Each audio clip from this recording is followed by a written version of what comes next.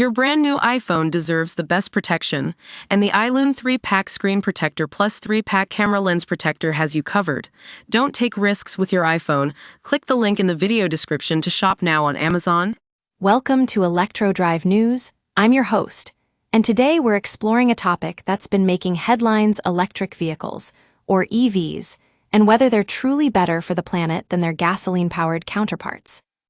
Now, you've probably heard some claims about EVs being the only clean solution to climate change, but what if those claims aren't entirely true? What if, in fact, EVs require more energy to produce and actually make things worse for the environment? That's exactly what our documentary, Electric Vehicles: The Good, the Bad, and the Ugly, sets out to investigate. Let's take a closer look at some of the benefits of EVs. They're quiet, fast, and fun to drive, with self-driving features that could potentially save lives. However, these benefits come with a price tag.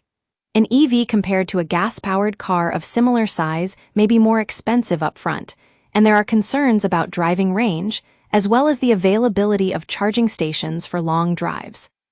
But what's really going on behind the scenes? The answer lies in the production process of EVs. Did you know that fossil fuel-generated energy is required to manufacture an electric vehicle and then to transport it to the dealership? And when it comes to charging the battery, electricity mostly comes from fossil fuel-generated power. Now, I know what you're thinking: isn't this just more evidence of our addiction to fossil fuels? But here's the thing: there are some disturbing facts about where EVs get their components. China is a major player in the production of computer chips required for EVs, and many minerals used in battery production, like lithium, nickel, cobalt, and manganese, are mined and processed in countries with questionable labor practices. Take cobalt, for example. The Democratic Republic of Congo is one of the largest producers of cobalt, but according to NPR, people, including children, are working in subhuman conditions to extract this toxic mineral. It's estimated that there are hundreds of thousands of poor Congolese workers breathing in toxic cobalt dust every day. Now, I know some of you might be thinking, but what about the environmental benefits of EVs? Well, here's the thing.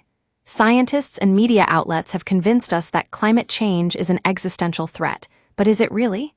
As Larry Elder, author and radio host, says in his documentary, mass delusion has always fascinated me.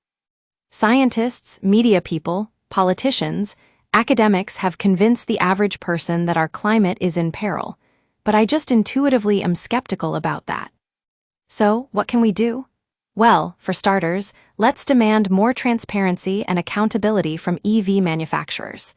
We need to know where our energy comes from and how our data is being used.